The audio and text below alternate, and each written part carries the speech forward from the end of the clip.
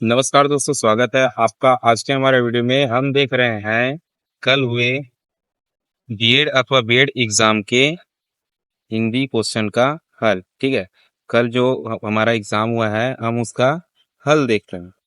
तो देखते हैं सबसे पहले क्वेश्चन को क्या कहता है। क्वेश्चन नंबर 81, हिंदी भाषा में वर्णों की कुल संख्या क्या है। ठीक है, सबसे पहले ऑप्शन दिया है 11, 13, 52 और 45। देखिए, कुछ छात्रों ने क्या किया है कि वो कैसा वाला लॉजिक लगाए हैं। देखिए, स्वर कितना हो जाता है हमारा, 13 स्वर है। ठीक है, हिंदी में कितना स्वर है, 13। तो वो क्यों क्या किए, 52 में 13 घटाए। ठीक है, कितना बचा, 52 में हम 13 घटा देते हैं, 12 में 3 गया, कितना बच गया, 9 बच गया। और 4 में 1 गया, कितना बच गया, 3 बच गया, 39। तो वो कुछ इस प्रकार लॉजिक लगा रहे थे। ठीक है, तो ये हमारा गलत हो जाता है। वर्ण वर्ण मतलब होता है कि सभी जो शब्द दिए हुए हैं उसमें स्वर भी होगा और व्यंजक भी होगा। ठीक है, तो ऑप्शन नंबर सी हो जाएगा था इसका राइट आंसर। अब देखो क्वेश्चन नंबर दूसरा है। क्वेश्चन नंबर दूसरा क्या कहता है, विरोध शब्द का उदाहरण है। यहाँ 4 ऑप्शन दिया हुआ है, समूहवाचक संज्ञा का, भाववाचक संज्ञा का, जातिवाचक संज्ञा का और व्यक्तिवाचक संज्ञा का। कई लोग क्या किए हैं, यहाँ जातिवाचक संख्या में राइट लगा के आए। ठीक है, तो ये जातिवाचक नहीं होता, ये हो जाएगा गलत। क्योंकि सबसे पहले एक बात ध्यान दो कि हम गिरोह किसे कहते हैं, गिरोह हम किसे कहते हैं। ठीक है, गिरोह क्या होता है, हम एक बात है कि गिरोह उन लोगों का होता है जो किसी काम को एक समूह में करते हैं, तो वो क्या हो जाता है, समूह। ठीक है, एक प्रकार से वो क्या हो जाता है, समूह। हम क्या कहते हैं, झुंड। ठीक है, झुंड। झुंड भी क्या हो जाता है, इसका पर्यायवाची, मतलब समूह का पर्यायवाची गिरोह हो जाएगा, ये भी झुंड हो जाएगा। तो ये इसका राइट आंसर क्या हो जाएगा हमारा, ऑप्शन नंबर ए, समूहवाचक। अब देखो एक और क्वेश्चन आपके सामने है। क्वेश्चन क्या कहता है, द्रव्यवाचक संज्ञा के उदाहरण है। ये 4 ऑप्शन है, कलम, पानी, गाय और सोना। ठीक है, द्रव्यवाचक सबसे पहले समझो कि हम द्रव्य किसे कहते हैं। द्रव्य मतलब क्या होता है, जो किसी भी स्थिति में पानी के समान बहता है। ठीक है, वो बहता है। ठीक है, इसे हम द्रव्य कहते हैं, जो बहता है। तो अब देखो कि कलम, कलम को अगर हम किसी भी स्थिति में रखें, स्थिति का अर्थ है या तो वो ठंडा हो, या तो वो नॉर्मल टेम्परेचर में हो, या तो वो क्या हो, गर्म हो। ठीक है, गर्म हो। तो कलम बह सकता है क्या, नहीं बह सकता। तो ये क्या होगा, द्रव्यवाचक नहीं होगा। ठीक है, अब देखो पानी। पानी पानी सब जानते हैं, पानी जो है वो ऑलरेडी बहता है। ठीक है, तो पानी जो है द्रव्यवाचक का उदाहरण है। गाय, गाय गाय आप सब लोग जानते हो, गाय एक क्या है, जानवर है, तो ये नहीं बह सकता। ठीक है, अब देखो सोना, ऑप्शन नंबर द क्या दिया है, सोना।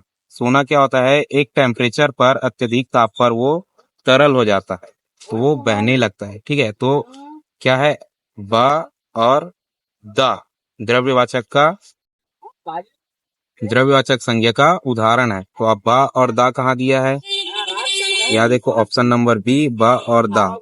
ठीक है, ऑप्शन नंबर बी हो जाएगा इसका राइट आंसर। और अगर आपने हमारे चैनल को अभी तक सब्सक्राइब नहीं किया है, ठीक है, सब्सक्राइब नहीं किया है तो सब्सक्राइब कर लें, ताकि आपको इसी प्रकार हर एग्जाम का अपडेट आपको मिलता रहे और आपकी प्रिपरेशन जो है वो बेहतर तरीके से हो सके, जिससे आपका अंक भी बेहतर आएगा। मैंने एग्जाम के पहले रीजनिंग के कुछ इंपॉर्टेंट क्वेश्चन बताए थे। क्या बताए थे मैंने, आईएमपी क्वेश्चन। ठीक उसी प्रकार का क्वेश्चन इस बार पूछा गया है। जिन लोगों ने मेरा वीडियो देखा था आईएमपी क्वेश्चन का, उनका इस बार बहुत लाभ हुआ है, क्योंकि वो पहले से क्या है, कॉन्सेप्ट को समझ चुके थे कि इस प्रकार का क्वेश्चन जब आएगा तो हम उसे कैसे बनाएंगे। और जिस प्रकार मैंने जिस टाइप के क्वेश्चन बना बताए थे, ठीक उसी प्रकार का क्वेश्चन इस बार देखने को मिला है। तो वीडियो को लाइक करना और चैनल को सब्सक्राइब करना बिल्कुल ना भूलें। तो एक और क्वेश्चन आपके सामने है। क्वेश्चन क्या कहता है 84, देखो, सदा पुल्लिंग रहने वाले शब्द। ठीक है, यहाँ 4 ऑप्शन है, सोमवार, नींबू, हिंदी और दाल। सबसे पहले ये देखो कि स्त्रीलिंग में कौन है। सबसे पहले क्या है, ये स जो है हिंदी वो स्त्रीलिंग में है, मतलब ये कभी पुल्लिंग में नहीं हो सकता। ठीक है, तो इसको सबसे पहले कट कर दो। ठीक है, जिसमें सा होगा तो ये ऑप्शन नंबर सी भी ऐसे कट हो जाएगा क्योंकि इसमें सा है। ठीक है, और टी भी यहाँ ऐसे कट हो जाएगा क्योंकि इसमें भी सा है। अब हमारा दो बचा है। ठीक है, ए और बी। अब देखते हैं कि सोमवार, हाँ सोमवार सदा पुल्लिंग रहता है क्योंकि सोमवार का कोई शब्द होता है सोमवारी नहीं होता। ठीक है, तो ये है। ठीक है, ये सदा पुल्लिंग रहता है। अब नींबू देखो, नींबू, नींबू भी सदा क्या रहता है, नींबू का सिर्फ नींबू होता है। जो छोटा वाला नींबू आता है उसको भी हम छोटा नींबू कहते हैं, नींबी नहीं कहते। ठीक है, तो ये भी क्या है, उदाहरण है। अब देखो दाल, ऑप्शन नंबर दा क्या है, दाल। दाल का एक छोटा रूप होता है दलिया। ठीक है, दलिया, तो ये स्त्रीलिंग होता है, तो ये भी क्या हो जाएगा, गलत। तो आ और बा जो है हमारा सही है। तो आ और बा वाला ऑप्शन कहाँ है, ऑप्शन नंबर ए में। तो ऑप्शन नंबर ए इसका हो जाएगा राइट आंसर। देखिए एक और क्वेश्चन आपके सामने है। क्या कहता है, सही जोड़ी मिलाइए। ये कॉलम 1 और कॉलम 2 है, हमें सही जोड़ी मिलाना है। ठीक है, तो सबसे पहले देखो कि क्या होगा। ये गंगा को हम क्या कहते हैं, भागीरथी। ठीक है, और कोयल, कोयल को हम क्या कहते हैं, श्यामा। ठीक है, अब सूर्य को हम क्या कहते हैं, पुष्कर। ठीक है, जब सूर्य उगता है उस टाइम को पुष्कर कहा जाता है, इसलिए सूर्य को भी पुष्कर कहा जाता है। और तालाब को पतंग कहते हैं कि नहीं कहते हैं, मुझे इसका ज्ञान नहीं है। ठीक है, अगर आपको इसका सही आंसर पता हो तो कमेंट में कमेंट कीजिए। ठीक है, अब देखो कि गंगा को भागीरथी कहते हैं, मतलब ए और ए का क्या आ जाएगा, टू आ जाएगा। तो ए का टू देखो ऑप्शन नंबर सी में है। कोयल को क्या कहते हैं, श्यामा कहते हैं। ठीक है, तो सी का 4 हो गया। ठीक है, यहाँ देखो सी का 4 हो गया, लेकिन बी का एक, बी का एक, यहाँ बी का 3 दिया हुआ है। ठीक है, बी का 3 दिया हुआ है, और तालाब का पतंग। ठीक है, एक ही बचता था तो हम तालाब में पतंग को लाए, लेकिन यहाँ क्या दिया है, डी का 1 दिया है। तो मुझे ये क्वेश्चन जो है वो थोड़ा सा गलत लगा है। ठीक है, क्या हुआ है, प्रिंट मिस्टेक इसमें हो गया है, तो ये क्वेश्चन मुझे थोड़ा सा गलत लग रहा है। तो आप बताइए कि क्या तालाब को, इसमें इसके अनुसार क्या कह रहा है कि क्या सूर्य को पतंग और तालाब को पुष्कर कहा जाता है। ये अगर आपको पता होगा तो कमेंट में कमेंट करके बताइए। अब देखो एक और क्वेश्चन आपके सामने है। क्वेश्चन क्या कहता है, किसी पात्र के संवाद लेखन में निम्न विराम चिन्हों का सही क्रम होगा। ठीक है, अब समझो कि आप क्या लिख रहे हो, संवाद लिख रहे हो, मतलब कोई बोल रहा है जिसका आप संवाद लिख रहे हो। ठीक है, तो सबसे पहले वो पहली बार रुकेगा तो आप क्या लगाओगे, अल्प विराम लगाओगे। ठीक है, अब वो थोड़ी देर, थोड़ा ज्यादा देर रुकेगा। ज्यादा देर का अर्थ है, मान लो कि वो कुछ कर रहा है, ठीक है, या कुछ सोच रहा है, तो आप क्या लगाओगे, अर्ध विराम लगाओगे। ठीक है, अब वो क्या करता है कि कुछ और सोचने की कोशिश करता है, तब आप क्या लगाते हो, उप विराम लगाते हो। और जब संवाद खत्म हो जाता है तब आप क्या लगाते हो, पूर्ण विराम लगाते हो। ठीक है, तो ये ऑलरेडी अपने सही क्रम में है। ठीक है, तो ए बी सी डी इसका हो जाएगा सही क्रम। ठीक है, तो ऑप्शन नंबर ए हो जाएगा इसका राइट आंसर। फिर देखिए क्वेश्चन नंबर 87 क्या कहता है, कथन और कारण दिया गया है। कथन को हम पढ़ते हैं, तत्सम संस्कृत के वे शब्द हैं जिन्हें हिंदी में मूल रूप से स्वीकार किया है। ठीक है, ये सही है। ठीक है, हम जैसे तत्सम क्या होता है, तत्सम क्या होता है, छ होता है, तो छ को हम हिंदी में छ लिखते हैं। तद्भव क्या हो जाता है, इसी छ को हम ऐसा लिखते हैं। ठीक है, तो ये तद्भव है और ये तत्सम है।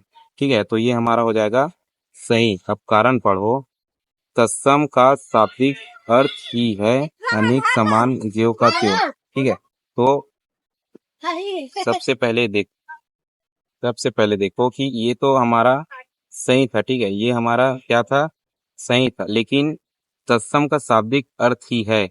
ठीक है, ये तो शाब्दिक अर्थ है, सही है, लेकिन ज्यों का त्यों या अनेक समान ये जो है थोड़ा सा गलत है, क्योंकि जब हम इच्छा लिखते हैं तो इच्छा ऐसे थोड़ा ना लिखते हैं, हम क्या लिखते हैं, इच्छा। हाँ, तो सबसे पहले ये सही था और ये भी सही है, लेकिन ये इसकी व्याख्या जो है वो थोड़ा सा गलत है, तो ऑप्शन नंबर बी क्या हो जाएगा इसका सही आंसर। कारण और कथन दोनों सही हैं, लेकिन किंतु ये सही व्याख्या नहीं करता है। ठीक है, ऑप्शन नंबर बी हो जाएगा इसका राइट आंसर। अब देखो एक और क्वेश्चन आपके सामने है। क्वेश्चन क्या कहता है, आंखें बंद करना मुहावरे का अर्थ है। ऑप्शन नंबर ए देखो क्या कहता है, अंधा हो जाना। अंधा हो जाना कोई मुहावरा नहीं है, ठीक है, ये सही घटना है, मुहावरा नहीं है। जानबूझकर अनदेखा करना, ये हो जाएगा हमारा राइट आंसर, क्योंकि आंखें बंद करना का अर्थ होता है जानबूझकर अनदेखा करना। अब देखो एक और क्वेश्चन आपके सामने है। क्वेश्चन क्या कहता है, किसी साधारण वाक्य में निम्न का सही क्रम क्या होता है। ठीक है, सबसे पहले मैं क्या कहता हूँ, राम आम खाता है। ठीक है, तो राम क्या है, करता है, आम क्या है, कर्म है, ठीक है, और खाता मतलब क्या है, क्रिया है। ठीक है, क्रिया है और है जो है वो सहायक क्रिया है। तो सबसे पहले क्या आएगा, कर्ता, कर्म, क्रिया और सहायक क्रिया। तो यहाँ कहाँ है, कर्ता, कर्म, क्रिया और सहायक क्रिया। ऑप्शन नंबर बी इसका हो जाएगा राइट आंसर। अब देखो एक और क्वेश्चन आपके सामने है। क्वेश्चन क्या कहता है, हिंदी भाषा में लिंगों की संख्या कितनी होती है, 2, 3, 4 और 5। सबसे पहले एक बात समझो कि ये जो है वो 3 होता है। ठीक है, हिंदी भाषा में 3 होता है और संस्कृत में जो होता है वो 4 होता है। ठीक है, इसका सही आंसर क्या है, ऑप्शन नंबर बी 3। और अगर आपने हमारे चैनल को अभी तक सब्सक्राइब नहीं किया है तो सब्सक्राइब कर दें, ताकि आपको और ऐसी वीडियो मिलती रहे।